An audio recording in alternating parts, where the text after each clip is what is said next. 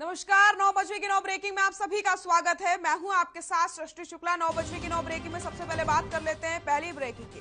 चंडीगढ़ से खबर आपको बता देते हैं। हरियाणा विधानसभा बजट सत्र का आज 7वां दिन है। सुबह 10 बजे से शुरू होगी सदन की कार्यवाही। छठे दिन डाडम हादसे पर जमकर हंगामा किया जाता है। विपक्ष ने सदन से वॉकआउट भी किया था। दीवान आपको बताते चले, जिले में डाडम हादसे को लेकर के बहस हुई और नेता प्रतिपक्ष भूपेंद्र हुड्डा और कांग्रेस विधायक हादसे पर अवैध खनन का सच सामने लाने के लिए सीबीआई जांच की मांग पर अड़े रहे, लेकिन मुख्यमंत्री मनोहर लाल ने कड़े तेवर अपनाते हुए सीबीआई जांच कराने से साफ मना कर दिया। इस पर कांग्रेस विधायक वॉकआउट कर गए। तो 9 बजे की 9 ब्रेकिंग में हम बात कर रहे हैं पहली ब्रेकिंग की। हरियाणा विधानसभा बजट सत्र का 7वां दिन। चंडीगढ़ से खबर आपको बता रहे हैं। सुबह 10 बजे से सदन की कार्यवाही शुरू होगी। छठे दिन डाडम हादसे पर जमकर हंगामा हुआ। विपक्ष ने सदन से वॉकआउट भी किया था। नहीं श्रीमान जी,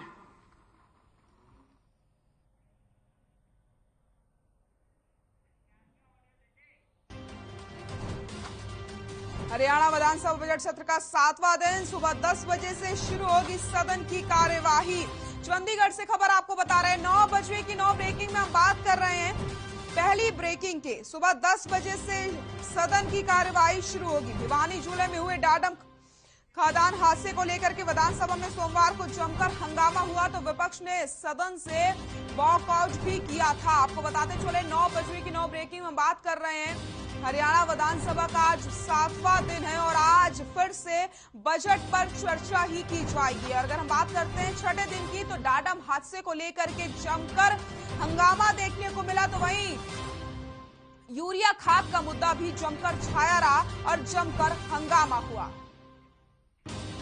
9 बजे की 9 ब्रेकिंग में बात कर लेते हैं दूसरी ब्रेकिंग की। हिसार से खबर आपको बता देते हैं। नेशनल महिला हॉकी चैंपियनशिप के लिए कैंप का आयोजन आज से 19 मार्च तक होगा। कैंप का आयोजन प्रदेश भर की 30 हॉकी खिलाड़ी कैंप में हिस्सा लेने वाली हैं।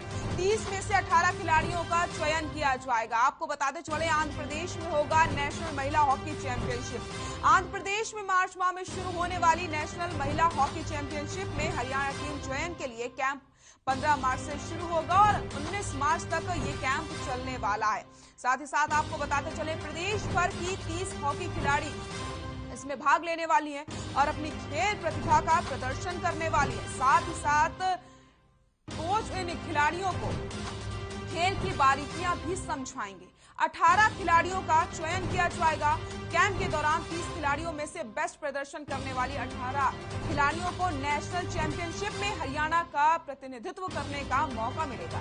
यानी इसमें से 18 बेस्ट का हरियाणा महिला हॉकी टीम के लिए चयन किया जाएगा। तो आपको बताते चले, 19 मार्च तक ये कैंप चलने वाला है, जिसमें 30 खिलाड़ी हिस्सा लेने वाली हैं और साथ ही साथ जिसका परफॉर्मेंस सबसे अच्छा होगा, यानी 18 बेस्ट खिलाड़ियों को चुना जाएगा और उसके बाद एक टीम तैयार करके उन्हें आंध्र प्रदेश में जो चैंपियनशिप होने वाली है उसका आयोजन किया जाएगा और वो इसमें हिस्सा लेंगे। 9 बजे की 9 ब्रेक में बात कर लेते हैं तीसरी बड़ी खबर की। भिवानी से खबर आपको बता देते हैं। 5वीं से 8वीं तक की परीक्षा शुरू हो चुकी है। 27 मार्च तक जारी रहेंगी परीक्षाएं। तो वहीं आपको बताते चले, 31 मार्च को आएंगे परीक्षा के परिणाम। हरियाणा में कक्षा 5वीं से 8वीं तक की जो कक्षाएं की परीक्षाएं हैं वो आज से शुरू होने वाली है और 27 मार्च तक ये परीक्षाएं जारी रहेंगी। 9 बजे की 9 ब्रेकिंग में बात कर रहे हैं तीसरी ब्रेकिंग की, जो आपको बताते चले 31 मार्च को नतीजे घोषित हो जाएंगे।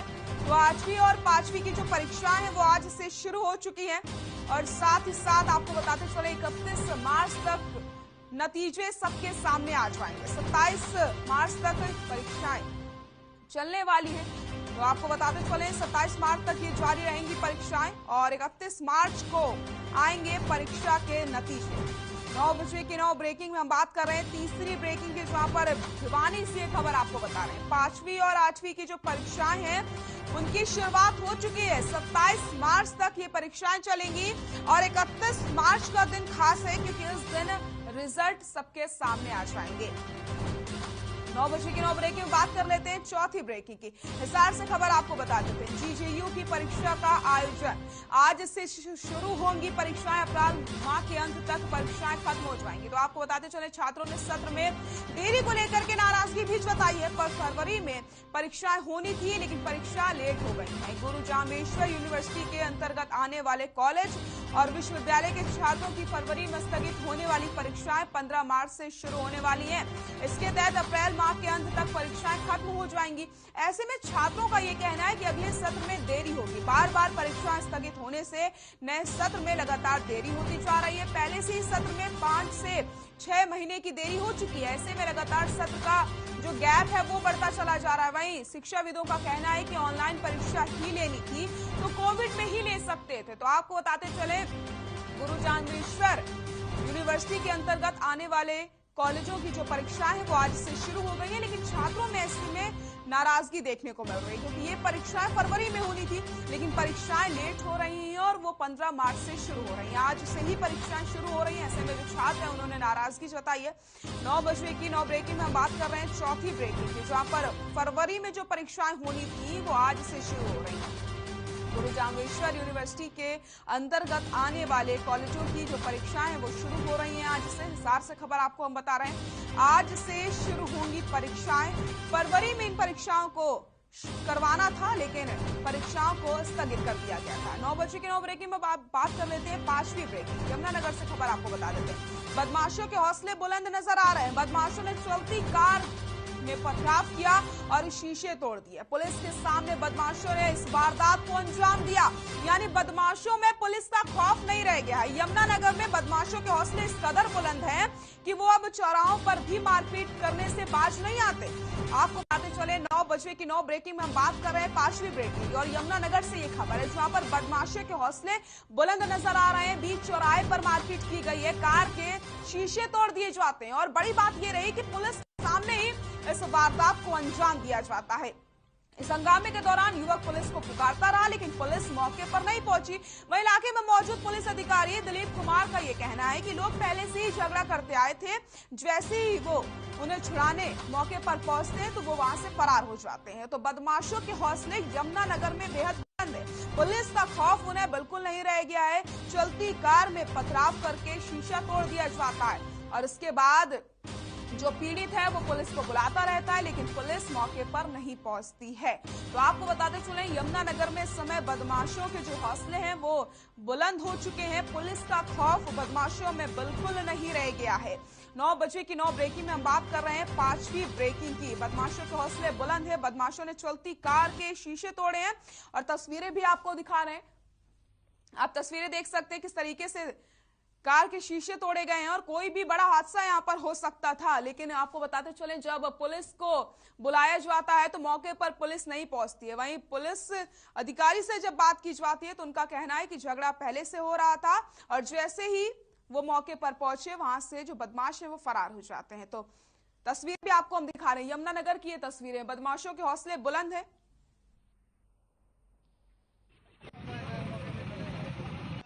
पता क्या, वही यमुना जी 4 लड़के 5 लड़के घूम रहे थे आराम से, ठीक है जी। हमारे पीछे लगी मोटरसाइकिल उठा में से, हम वहाँ से भागते आए जी, यहाँ तक पहुंचे हम। यहाँ कब हॉस्पिटल के पीछे जाकर उन्होंने पहले एक लट मारा, मैंने गाड़ी तेज भगा ली थी, ठीक है जी। भगाते यहाँ रुके हम, पुलिस सामने खड़ी है। पुलिस वालों के सामने उतर के यहाँ मोटरसाइकिल खड़ी है जी, मेरी कार देख लो कितनी दूर है। पुलिस वालों के सामने आके, पुलिस वाले वहाँ खड़े 3, उनके सामने आके सारी कार के शीशे तोड़ के डेट निकुला। पुलिस कोई पुलिस का बंदा बीच में नहीं आया जी, किसी ने नहीं चढ़ाया। मैं वजह मारता रह गया। ये लड़के कौन थे? ये लड़के जी बानू है जी, एक तो दिल्ली पर है गाँव का गुज्जर, एक जयंत गुज्जर है जी, उसका नाम है आर्यन सलेम पर है जी। ये सब यहाँ राघव त्यागी के बाग में बैठते हैं जी सब। 9 बजे की 9 ब्रेकिंग में बात कर लेते हैं छठवीं ब्रेकिंग की। सोनीपत से खबर आपको बता देते हैं, दूध के टैंकर और बाइक में जोरदार भिड़ंत हुई। बाइक सवार युवक गंभीर रूप से घायल बताया जा रहा है। बाइक सवार को की पहचान नहीं हो पाई है। पुलिस ने घायल को अस्पताल में भर्ती करवाया। तो आपको बताते चले, सोनीपत रोड पर यह हादसा हुआ है।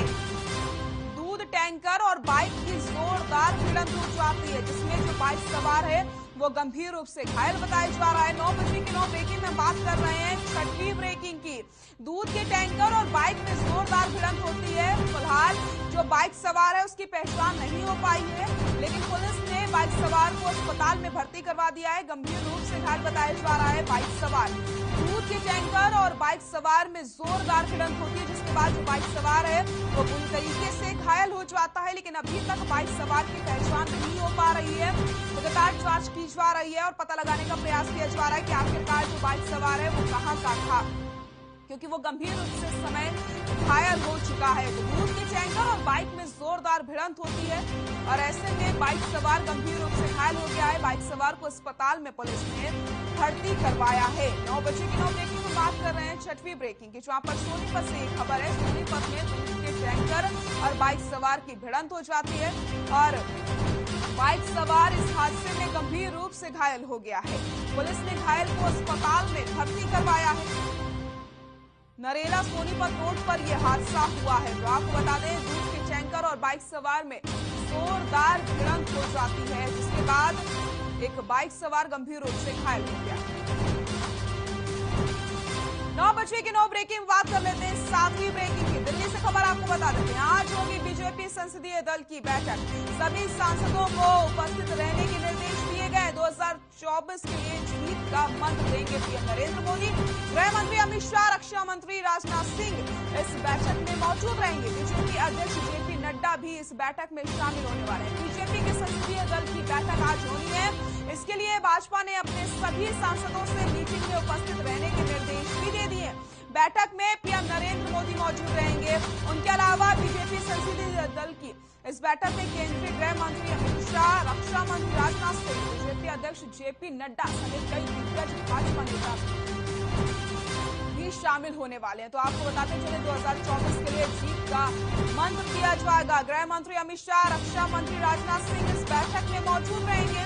जेपी नड्डा भी मौजूद रहेंगे इस बैठक में। आज होगी बीजेपी संसदीय दल की बैठक। दिल्ली से ये खबर आपको बता रहे हैं। 9 बजे की 9 ब्रेकिंग में हम बात कर रहे हैं 7वीं ब्रेकिंग की।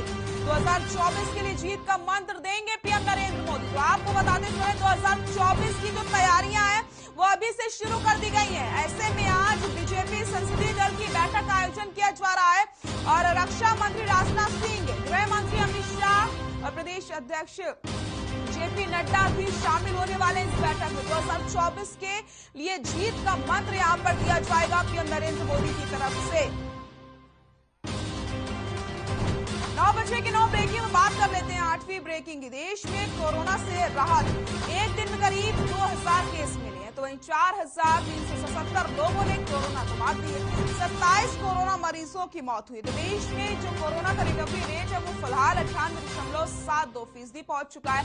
तो यहाँ पर आप सभी के लिए ये रात भरी खबर है। 9 बजे की 9 ब्रेकिंग में बात कर रहे हैं 8वीं ब्रेकिंग की, और ये 8वीं ब्रेकिंग आप सभी के लिए रात भरी खबर है, क्योंकि जो देश में कोरोना के आंकड़े हैं वो लगातार कम होते चले जा रहे हैं। वहीं अगर हम बात करते हैं ठीक होने वाले मरीजों की, यानी कि रिकवरी रेट की, तो वो भी लगातार बढ़ रहा है। 98.72% रिकवरी रेट हो चुका है और मरने वालों की जो संख्या है वो भी लगातार कम होती चली जा रही है। तो यहाँ पर एक रात भरी खबर ये मिल रही है कि देश में कोरोना मरीजों के जो आंकड़े हैं जो बढ़ रहे थे वो फिलहाल कम हो रहे हैं। यहाँ पर ये राहत भरी खबर है और साथ ही साथ आपको बताते चले, जिस तरीके से जो मरने वाले का आंकड़ा है वो भी बढ़ रहा था, फिलहाल इसमें भी कमी आ चुकी है और 98.72% रिकवरी रेट है, यानी ठीक होने वाले जो मरीज हैं वो लगातार बढ़ते जा रहे हैं। तो यहाँ पर जो कोरोना का खतरा है वो कहीं ना कहीं कम होता नजर आ रहा है। तो आपको बताते चले, देश में लगातार कोरोना के आंकड़ों में गिरावट देखने को मिल रही है और रिकवरी रेट लगातार बढ़ता चला जा रहा है। 9 बजे की 9 ब्रेकिंग में बात कर लेते हैं आखिरी ब्रेकिंग की, यानी 9वीं ब्रेकिंग। हरियाणा में काबू में है कोरोना, एक दिन में 105 नए मामले सामने आए। तो अगर बात करते हैं प्रदेश की, तो प्रदेश में जो कोरोना की स्थिति है वो फिलहाल राहत देने वाली है, क्योंकि कोरोना के आंकड़ों में लगातार कमी आती चली जा रही है। 155 लोग कोरोना से ठीक हुए हैं और 3 लोगों की कोरोना से मौत हुई है। और हरियाणा के ऐसे कई जिले हैं जहां पर कोरोना का एक भी केस सामने नहीं आ रहा है। तो आपको बताते चले, हरियाणा में भी जो कोरोना का रिकवरी रेट है वो लगातार बढ़ता चला जा रहा है। आप सभी के लिए ये राहत भरी खबर है। यहाँ पर लगातार प्रदेश में जो कोरोना के आंकड़े हैं वो लगातार गिरते चले जा रहे हैं। एक तरफ जहां कोरोना के आंकड़ों में बढ़ोतरी हो रही थी, ऐसे में इस समय फिलहाल राहत देने वाली खबर है, चिंता वाली बात नहीं है, क्योंकि जो रिकवरी रेट है वो लगातार बढ़ता चला रहा है। प्रदेश में ऐसे कई सारे जिले हैं जिनमें एक भी कोरोना का केस सामने नहीं आया। ये यहाँ पर राहत भरी खबर सामने आ रही है प्रदेशवासियों के लिए। तो हरियाणा में अगर कोरोना की स्थिति की बात हम करते हैं तो हरियाणा में कोरोना की स्थिति फिलहाल काबू में है और जो आंकड़े लगातार बढ़ रहे थे उनमें कहीं ना कहीं गिरावट देखने को मिल रही है और रिकवरी रेट भी लगातार बढ़ता चला जा रहा है।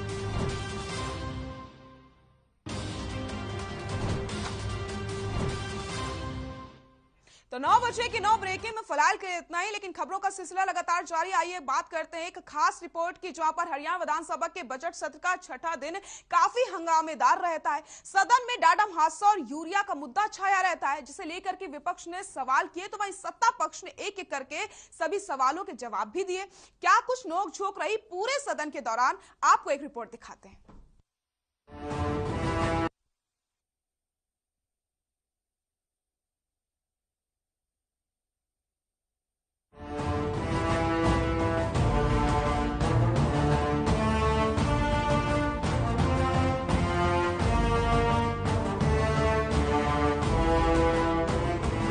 हरियाणा विधानसभा के छठे दिन सदन में जमकर हंगामा हुआ। सत्ता पक्ष और विपक्ष के बीच डाडम मामले पर तीखी नोकझोंक हुई। वहीं विपक्ष ने इस पूरे मामले की सीबीआई जांच की मांग की। हालांकि सरकार इसके लिए तैयार नहीं दिखी। सीएम ने कहा कि अभी 3 अलग अलग समितियां जांच कर रही है, जांच रिपोर्ट का इंतजार करेंगे, दबाव में कोई भी निर्णय नहीं लेंगे। मैं स्वयं आ गया था मौके पर, जो मंत्री जी ने जवाब दिया। 1 मिनट बैठ जाओ, फिर दे देना आप जवाब। मंत्री जी ने जवाब दिया कि मौके पर जो था, जहां पे एक्सीडेंट हुआ, उसके नीचे इतनी खुदाई नहीं हुई थी।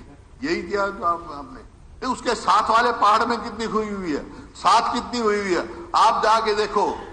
नहर बंद है, इतनी गहराई 800, 700, 700 फुट तक जो लोगों ने बताया। पंचायत की जमीन है, पंचायत को उसका हिस्सा नहीं दिया गया। और जो इन्होंने वेदपाल जी का नाम लिया, किसी वेदपाल का, अब तो कह रहे हैं उसने तो 150 करोड़ ऑफर किए थे, अब चला कौन रहा है उसको? फिर आगे चलाने की इजाजत किसको दी आपने? उसी वेदपाल को जो उसको मैनेज कर रहा है। सब तो गवर्नमेंट रिकॉर्ड में है ये। अब फाल्ट किसी न किसी का निकलेगा। 3 कमेटियां पहले इसके ऊपर काम कर रही हैं। एक कमेटी जो पहले डिप्टी कमिश्नर ने बनाई थी, बाद में हमने उसमें रिटायर्ड एक हमारे आईएएस एसएस प्रसाद के अध्यक्षता में वो एसआईटी बन रही, काम कर रही। सुन लीजिए, एक दूसरा माइन सेफ्टी कमेटी गाजियाबाद से, वो अपनी इसके ऊपर पूरी उन्होंने रिपोर्ट बना करके देनी है। उन्होंने अपना इंक्वायरी रिव्यू भी कर लिया, उसको देख भी लिया। उसको जो कुछ रिपोर्ट वो देंगे, उनकी एक रिपोर्ट आएगी जो माइन सेफ्टी कमेटी है। और तीसरा हाई कोर्ट के एक रिटायर्ड जज, जिनकी अध्यक्षता में एनजीटी जस्टिस प्रीतपाल, नहीं एनजीटी, आखिर वो उसी पे काम कर रहे हैं। उन्होंने अपनी फाइनल रिपोर्ट अभी देनी है। फाइनल रिपोर्ट उनकी अभी तो 4 अप्रैल को उनकी सुनवाई है और 4 अप्रैल को सुनवाई करने के बाद वो एक रिपोर्ट देगी। तीनों रिपोर्ट आने के बाद हम कोई उस पर कंक्लूजन पर पहुंचेंगे कि इसमें से कोई क्लियर कट डिसीजन बना या नहीं बना। फिर भी लगता कुछ कंट्राडिक्शन आएगी तो बड़ी से बड़ी जो भी कोई समिति होगी, बड़े से बड़े एजेंसी होगी, उसको देंगे। हमें कोई चिंता करने की जरूरत नहीं है, लेकिन एक निश्चित तरीके के साथ देंगे। दबाव में कोई आके कहे कि आज सीबीआई दो, आज ये करो वो करो, सीबीआई को देने लायक केस बनेगा तो जरूर देंगे। एक मिनिस्टर कह रहा है 2014 में हुई है, 2014 को 2021 हो गए, 7 वर्ष हो गए। तो फिर आपने 2014 वालों के खिलाफ कार्रवाई क्यों नहीं करी? सोए हुए थे आप। ये जो अवैध खनन है, इस पे रोक लगी थी और रोक भी किसी और ने नहीं लगाई, नेशनल ग्रीन ट्रिब्यूनल ने लगाई थी। रोक लगाने के बाद जब ये दोबारा शुरू करी गई, इसको 1 जनवरी 2022 को फिर से शुरू कर दिया गया। मैं सिर्फ ये पूछना चाहता हूं कि जब ये शुरू करी गई थी तो माइनिंग विभाग की कोई टीम वहां पे गई थी, जिसने जाकर के वहां ये देखा था कि ये जो खनन अब शुरू होगा, ये फिर से पॉल्यूशन करेगा कि नहीं करेगा, इसमें कोई शुरू करने पे किसी की जान माल का खतरा है कि नहीं है? आपने उसमें जाकर के कोई ऐसी रिपोर्ट नहीं बनवाई सरकार की तरफ से कि उसको ये सर्टिफिकेट दे दिया जाए कि तू अपनी माइनिंग शुरू कर ले। डाडम पहाड़ी में जिला भिवानी प्रदेश का अब तक का सबसे बड़ा खनन घोटाला हुआ। 1 जनवरी 2022 को डाडम खनन में पहाड़ के दरकने से 5 व्यक्ति मजदूरों की मृत्यु हुई। डाडम खनन जोन में लालच का घोर तमाशा देखा गया। खनन सुरक्षा विभाग, केंद्र सरकार ने भी अवैध खनन के लिए गोवर्धन माइंस मिनरल्स को दोषी ठहराया। डाडम के अंदर कोई बेंच नहीं बनाए गए और 90 डिग्री तक पहाड़ काटा गया। ऑनरेबल स्पीकर सर, खनन अधिकारियों ने कानून की उल्लंघना के बाद भी कोई कार्रवाई नहीं की। 90 डिग्री तक पहाड़ को काटा गया और सरकार मूक दर्शक बनी रही। लोगों ने मौत को डाडम को मौत का कुआं की संज्ञा दी। रजवाड़ों के साथ लगते हुए निकटवर्ती क्षेत्रों में खोदा हुआ पाया गया, खनन के गड्ढे साथ मिला हुआ पाया गया, जिसकी जिम्मेदारी निर्धारित करने के लिए जांच की जा रही है। आगामी कार्रवाई की जाएगी। जो भी जिम्मेदार हैं उस पर माइनिंग की महत्वपूर्ण ढांचा और यह कुछ समय के लिए प्रयोग में नहीं रहा वैसे ही पड़ा है। उपायुक्त भिवानी के अवैध खनन के पट्टाधारकों की कार्रवाई की समिति की रिपोर्ट के आधार पर कार्रवाई करेगा। जो भी हैं, जिनमें इस पे जो लोग हैं, कहीं नहर का है, पानी का है, कोई इस तरह की रिपोर्ट आने वाली है, उसके खिलाफ हम कार्रवाई करेंगे। वहीं कांग्रेस विधायक किरण चौधरी ने प्रदेश में खाद की कमी का मुद्दा भी उठाया, जिसका दबाव कृषि मंत्री जेपी दलाल ने दिया कि आप जो बात कहते हैं वो तो सरेआम जो है, बिल्कुल मैं अब झूठ शब्द तो मेरे को कहना नहीं चाहिए, पता नहीं विधानसभा में इज इट पार्लियामेंट्री और नॉट, पर पूरा भ्रमित है, पूरी तरह से जलेबी मारते हैं और पूरी तरह से ऐसा दिखावा करते हैं कि जैसे कुछ हुआ ही नहीं है। ये हालात इनके। अध्यक्ष जी, मैं पूछना चाहती हूँ मंत्री जी से कि आप जो है यूनियन गवर्नमेंट ने एक एडवाइजरी जारी करी थी कि जितना भी फर्टिलाइजर का स्टॉक है जो प्राइवेट कंपनियों को दिया गया है और जो दूसरी जगह उससे सरकार की तरफ से वितरित हो रहा है, उस एडवाइजरी के जरिए कि ये इसका पूरा का पूरा डैशबोर्ड हर जिले के अंदर और हर स्टेट लेवल पे लगना चाहिए था, ताकि सबको मालूम होता कि कितनी उपलब्धि हमारे पास है। वो इन्होंने लगाया क्या? एक क्वेश्चन ये। दूसरा क्वेश्चन ये है अध्यक्ष जी कि ये जो सारी इतनी जबरदस्त जो किल्लत हुई है, इसमें कालाबाजारी हुई है, ये सब जानते हैं। पहली बात तो ये है कि पूरी इनकी व्यवस्था जो है वो इन्होंने रखी नहीं। अध्यक्ष महोदय, मेरा ऐसे सदस्यों से प्रार्थना है कि वो धरातल पर रहे, किसानों के पास जाए, सरसों की, गेहूं की लहलहाती फसलें देखें, उनका उत्पादन देखें, किसानों के चेहरे पे खुशी देखें और फिर उनको पता लगेगा। और जनता का मूड देखें। जनता ने जो परिणाम दिखाए हैं, जो एक पार्टी को जो धरातल पे समाप्त कर दी है, वो रिजल्ट से कुछ शिक्षा ले लें। तो और मैं आपको यूरिया अब मैं आंकड़ों की बात बताते हैं। हमारे आंकड़ों को झूठा साबित कर रहे। पिछले 5 साल का औसत आंकड़ा 10,22,903 मीट्रिक टन यूरिया बिकती रही है। इस साल पिछले 5 साल की औसत है और इस साल हमने 10,83,000 बेची है। उससे 60,000 मीट्रिक टन 12-15 लाख बोरी ज्यादा दी है और उससे फसल भी ज्यादा हुई है। वो कहेगा कि किसान के खेत में, किसान के घर में आज भी खाद उपलब्ध है। आपको बता दें कि आज विधानसभा के बजट सत्र का छठा दिन था। 16 मार्च तक सदन में बजट पर चर्चा होगी और 22 मार्च को सत्र का समापन होगा। लेकिन आज जिस तरह से सदन में हंगामा हुआ, उसे ऐसा लगता है कि आने वाले दिनों में भी सदन हंगामेदार रह सकता है। सदन की कार्रवाई स्थगित होने के बाद मुख्यमंत्री मनोहर लाल ने प्रेस कॉन्फ्रेंस करी। सीएम ने इस दौरान कई मुद्दों पर अपनी बात रखी। सीएम ने डाडम खनन हादसे का जिक्र करते हुए कहा कि हादसे में 5 लोगों की मौत हुई थी, 2 लोग घायल हुए थे, जिसकी जांच के लिए 3 कमेटी बनाई गई है ताकि मामले की जांच पड़ताल सही तरीके से हो सके। और क्या कुछ कहा है सीएम ने, आपको सुना देते हैं। जैसे पहली बार एक व्यवस्था बनाई गई कि कुछ एडहॉक कमेटीज बनाई गई थी विधायकों को लेकर, अलग अलग विषयों पर 8 कमेटियां बनाई थी। क्वेश्चन आवर्स के बाद 8 कमेटी ने अपनी रिपोर्ट प्रस्तुत की और उसके बाद बजट पर उसके बाद कॉलिंग अटेंशन मोशन और बजट पर डिस्कशन। आज के विषयों में मुख्य रूप से जो कॉलिंग अटेंशन मोशन था उसी पर ज्यादा लंबी चर्चा हुई है। ये जो डाडम माइनिंग है, तो भिवानी जिले में डाडम माइनिंग में जनवरी में एक एक्सीडेंट हुआ और उसमें एक हिस्सा जो स्पोर्ट थी डाडम में माइंस की, वो गिरा है और गिरने के बाद 5 लोगों की मृत्यु हुई, 2 घायल हुए। और उस समय ये विषय ध्यान में आया कि जो माइनिंग करने वाले जो भी माइनर्स हैं, वो उसमें कई प्रकार की उसमें कमियां जो छोड़ी गई थी। 3 कमेटीज बनाई गई उस सारे की जांच करने के लिए। डिप्टी कमिश्नर ने एक SIT बनाई, बाद में उस SIT को एक प्रकार से उसका जो चेयरमैन है वो हमने एक रिटायर्ड IAS श्री SS प्रसाद को बनाया, ताकि उसी कमेटी की देखरेख में और वो सारी जानकारी ले पाए कि उसके क्या कारण थे। दोषी को छोड़ा नहीं जाएगा, जो उसमें डिफॉल्ट पर मिलेगा वो कोई भी माइनिंग करने वाला हो, चाहे वर्तमान वाला हो चाहे इससे पहले का हो।